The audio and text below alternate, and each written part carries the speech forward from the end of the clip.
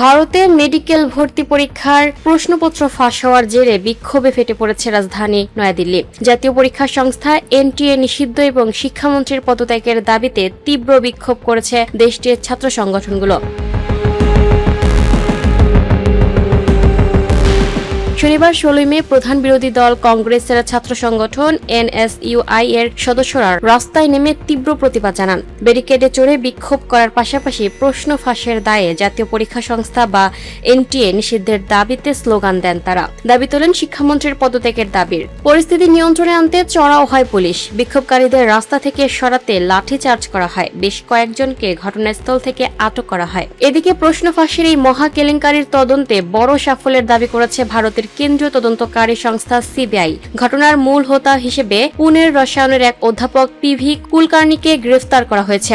এটি এর পরীক্ষা প্রক্রিয়ার সাথে যুক্ত থাকার সুবাদে প্রশ্নপত্রে প্রবেশাধিকার ছিল তার। সেই সুযোগে পরীক্ষার আগেই নিজের প্রাইভেট ব্যাচের শিক্ষার্থীদের খাতায় হুবহু প্রশ্ন উত্তর লিখে দেন তিনি, যা মূল প্রশ্নপত্রের সাথে হুবহু মিলে গেছে। এই চক্রের সাথে জড়িত থাকার অভিযোগে এখন পর্যন্ত জয়পুর, গুরুগ্রাম, নাসিক সহ বিভিন্ন শহর থেকে কয়েকজনকে গ্রেফতার করেছে সিবিআই। দেশজুড়ে একাধিক স্থানে অভিযান চালিয়ে বিপুল পরিমাণ গুরুত্বপূর্ণ নথিপত্র এবং ইলেকট্রনিক ডিভাইস জব্দ করেছে বিশেষ তদন্ত দল।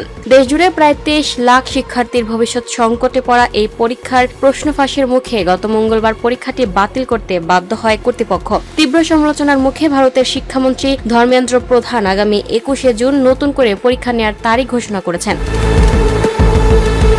Lucky Akter, up to date news, Dhaka.